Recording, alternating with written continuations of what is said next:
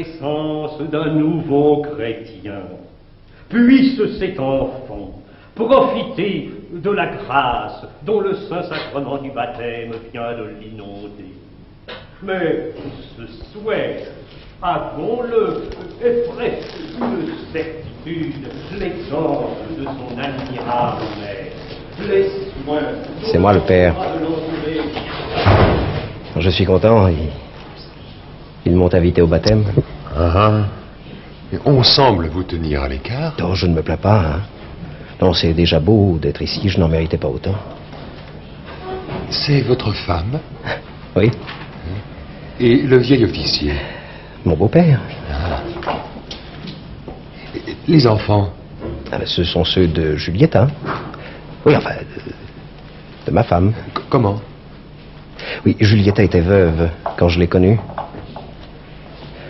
Enfin, ils m'ont laissé voir mon fils. Je suis ravi. Vous n'êtes pas difficile. Si vous connaissiez mon secret, vous parleriez autrement.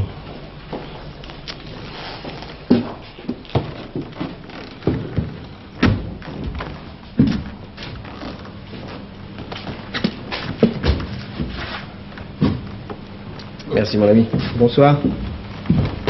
Non, que je sois un criminel, remarquez, ce n'est pas tellement ça qui est grave.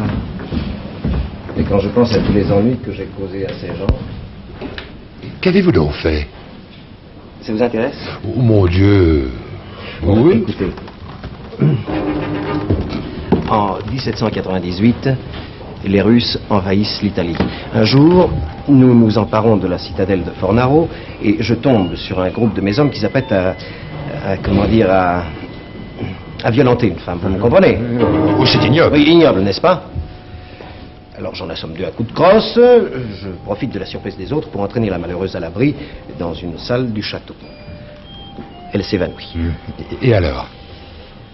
Alors... Eh bien alors c'est là que les choses se sont gâtées.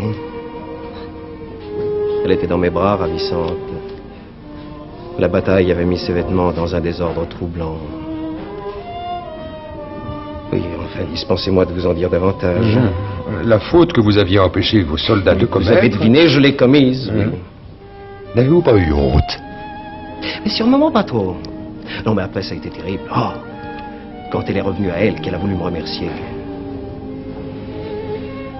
Je me suis enfui comme un fou. Il y avait peut-être mieux à faire. Sans doute, mais je vous l'ai dit, j'étais comme fou. Je voulais mourir.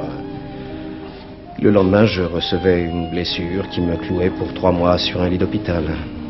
Voilà.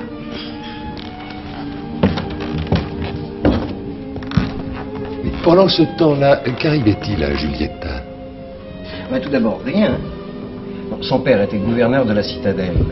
Il était donc prisonnier avec sa famille. Ses conditions étaient pénibles? Oh, pour le mot du monde, non. Prisonnier sur parole, il avait toutes ses aises. La guerre ne fut bientôt plus pour lui qu'un sujet de conversation. Elle semblait s'être réduite à peu de choses.